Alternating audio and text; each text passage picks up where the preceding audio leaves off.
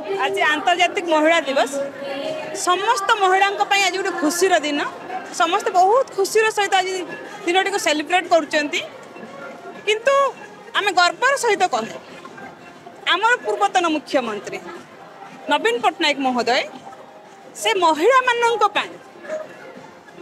पंचायत राज स्तर आरंभ कर विधानसभा अग्राधिकार देते महिला मानक 50% रिजर्वेशन देते त्रिस्तरीय पंचायत निर्वाचन ता सहित महिला मानक मिशन शक्ति माध्यम एंटरप्रेन्योर करथिले। आज निश्चित भाव में महिला गर्व करे नवीन पट्टनायक।